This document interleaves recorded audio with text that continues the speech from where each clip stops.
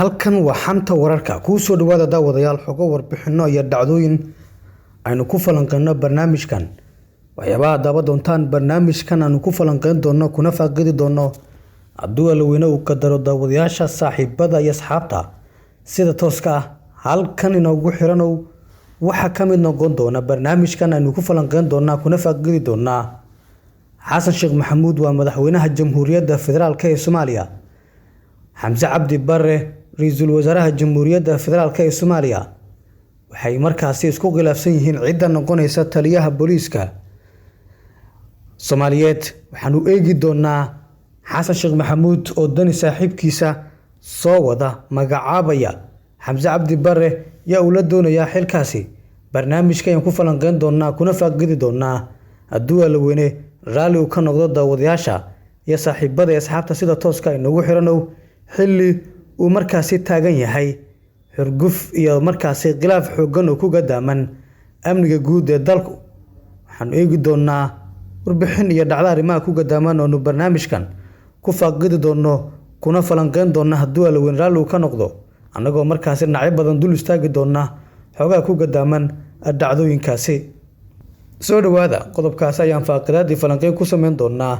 saaxiibada iyo asxaabta sida tooska ah inoogu xiranow ra'iisul wasaare xamse cabdi aar iyo madaxweyne xasan sheekh maxamuud ayaa isku khilaafsan cidda noqonaysa taliyaha ciidanka booliiska Soomaaliyeed xilli uu markaasi taagan yahay khilaaf ku gadaaman cidda noqonaysa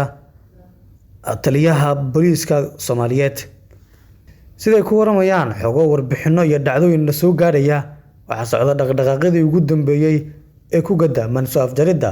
khilaaf u dhaxeeya xasan sheekh maxamuud iyo ra'iisul wasaare xamse cabdi barre kaasi oo ku gadaamnaa cidda noqonaysa taliyaha ciidanka booliiska Soomaaliyeed kaas oo lagu wada dhawaan inuu waayo xilkiisa booliiska sargaalkii hore ee militariga muddada dhowrka sano ka tirsanaa iminka markaasi taliyaha booliiska ah siday sheegayaan xogaha warbixinada iyo dhacdooyinku waxa markaasi socda dhaqdhaqaaq ku gadaaman magacaabida taliyaha booliiska Soomaaliyeed General Bashir Americo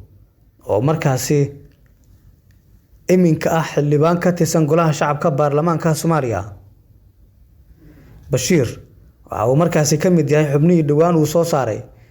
Saciid Cabdullaahi Deni sidoo kalena ka mid ah xubnaha markaasi la shaqeeya Bashir Americo waxa uu taliyaha booliiska ahaa xilligii Farmaajo iyo xukuumadii Xasan Cali Geere ka hor inta aan la keenin Xijaar oo iminka taliyaha booliiska ah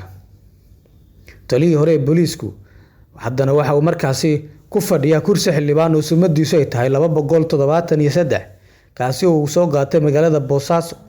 waxa uu ka mid ahaa xubno dhowr ah oo markaasi hal maalin 16 kursi ku bixiyay magaalada Boosaaso oo xiisadii ka taagneed Saciid Cabdullaahi Deni kaasi oo u tartamaya ama sidoo kale u tafaxiidanaya ku guuleysiga kursiga ugu sareeya dalka ee madaxweynaha jamhuuriyadda federaalka ee Soomaaliya inkastoo kursigaasi uu ku hungoobay haddaba taliyihii hore ee booliiska ayaa waxa uu markaasi horey u soo qabtay xilal dhowr ah markii uu ka tagay taliyaha booliiska Puntland dib ugu laabtay waxa uu soo noqday la taliyaha madaxweyne Saciid Cabdullaahi Deni isagoo markaasina soo ahaa nin kala taliya amniga iyo arrimaha la xiriira Saciid Cabdullaahi Deni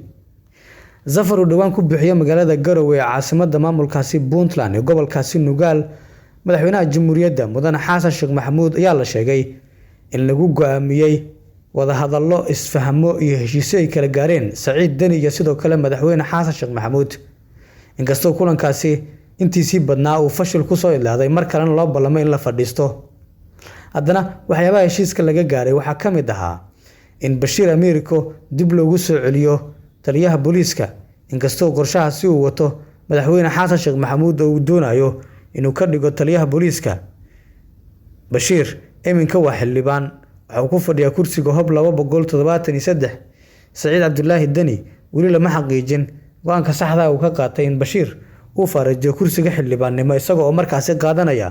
kursiga taliyaha booliiska Soomaaliyeed si kasta oo xaaladda noqoto wararku waxay tibaaxayaan oo ay sheegayaan in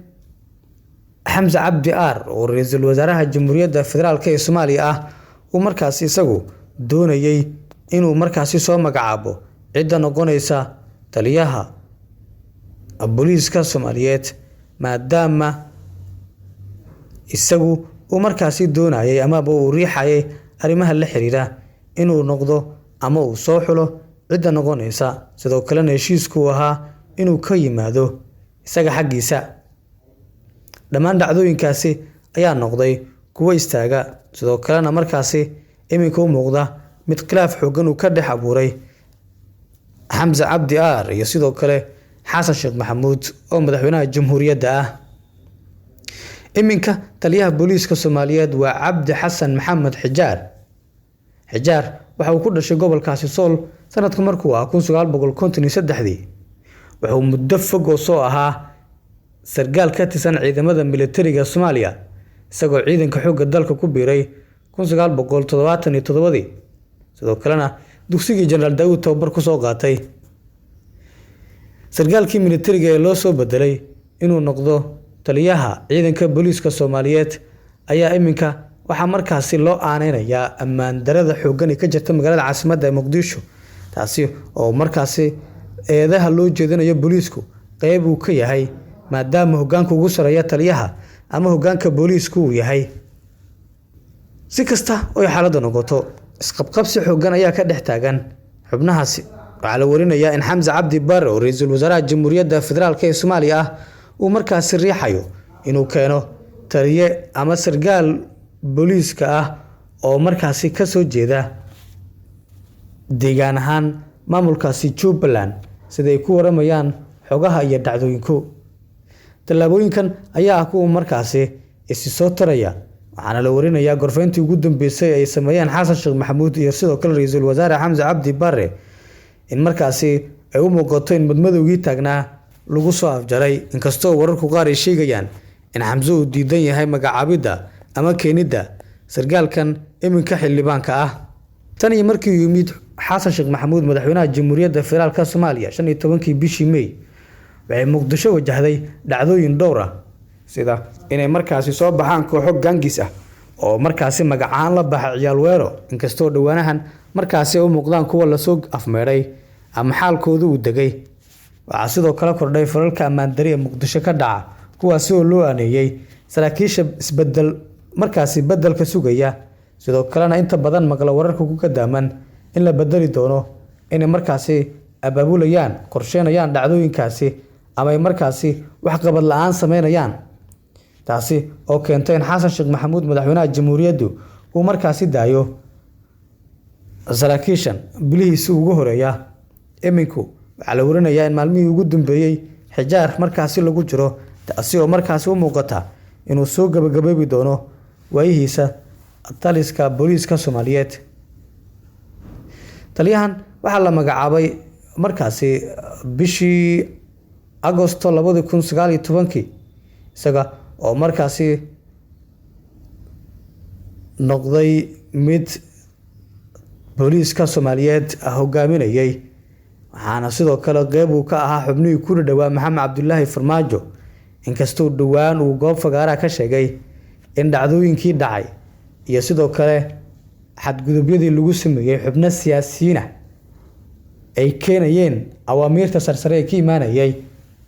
Villa Soomaaliya, sidoo kalena laga raali noqdo. dhacdooyinkan ayaa u muuqda kuwa markaasi uu ku raadinayay kalsoonida madaxweynaha iyo sidoo kale qaar ka tirsan xukuumadda, kuwaas oo siyaabo kala duwan u riixayay in Xijaar meesha uu baneeyo.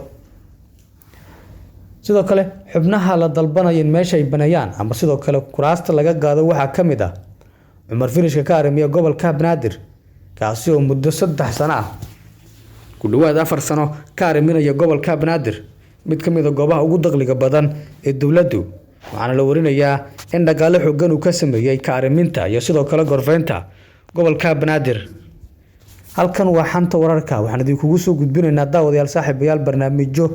iyo sidoo kale warbixino aanu ku falanqeyn doono dhacdooyinka waaweyn ee daahsoon ee ka jira gudaha dalka, annagoo halkan ku falanqeyn doona xogo dhacdooyin warbixino aanu sidoo kale idinkugu soo gudbin doono dhacdooyin waaweyn oo markaasi idin xiiso geliya, sidoo kalena aanu halkan idinkugu soo gudbin doono daawadayaal.